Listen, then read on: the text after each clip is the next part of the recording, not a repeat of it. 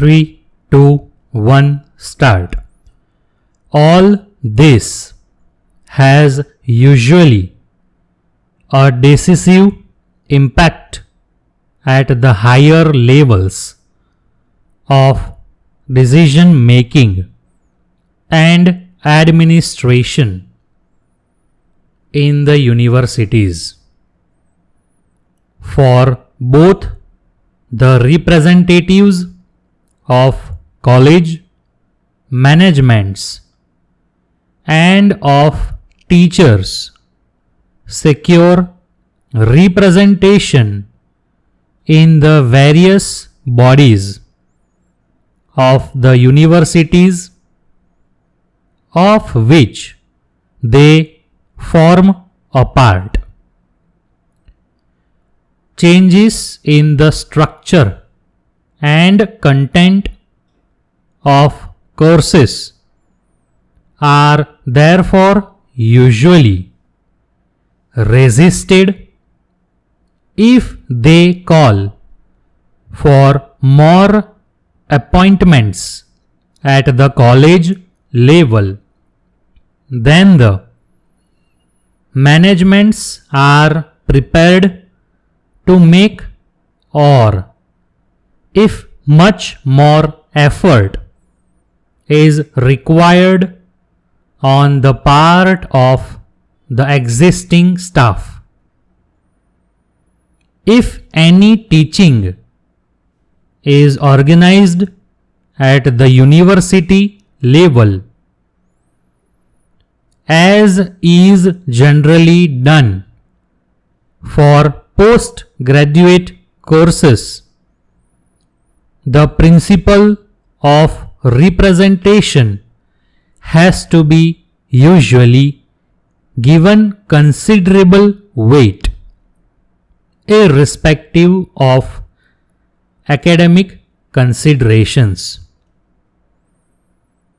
The various sectional interests involved have to be taken into account also when examiners are appointed by universities, and sometimes even when the results of the examinations are declared.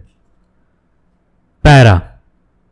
Universities as organized now are in fact highly vulnerable to pressures for various kinds.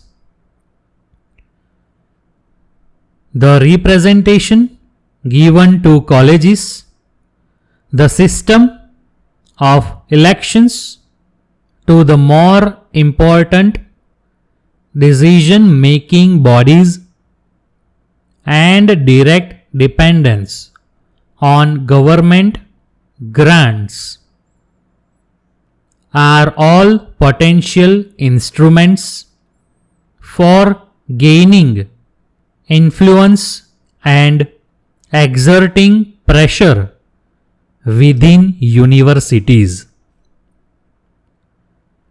It is not surprising, therefore, that when teachers and students are also free to participate in political activity,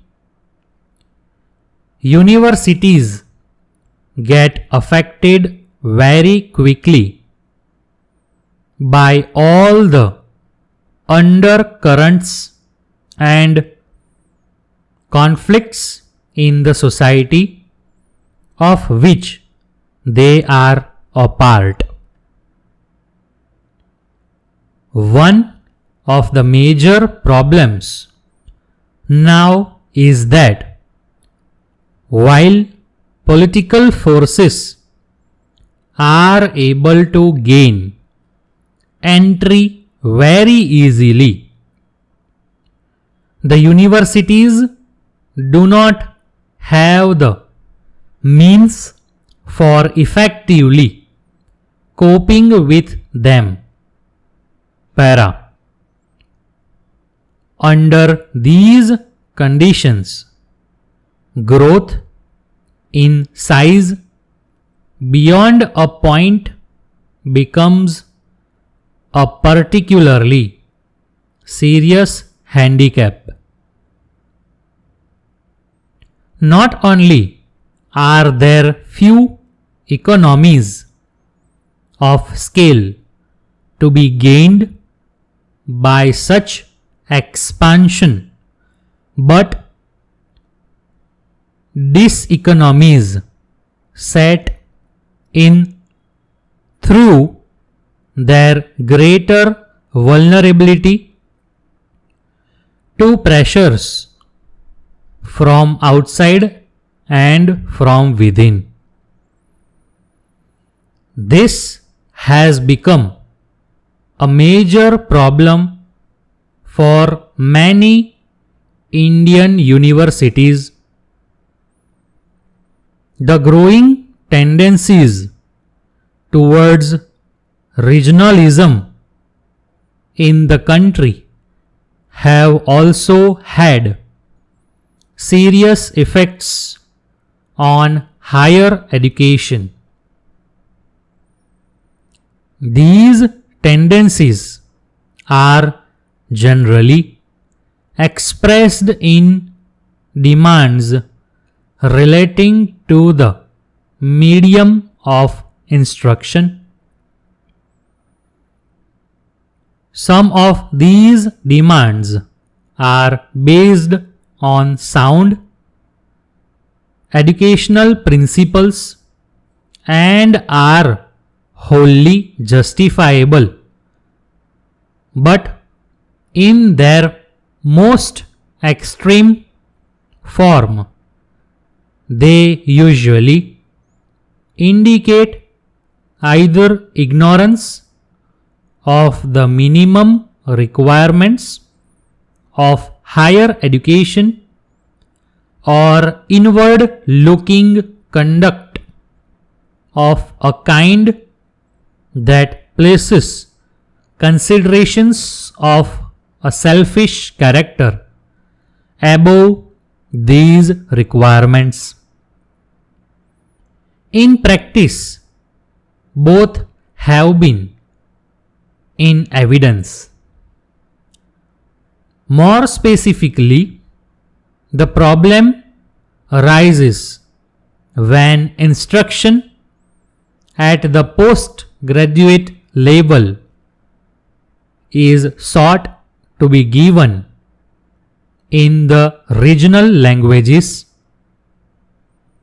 For most of the relevant literature at that level is usually not available.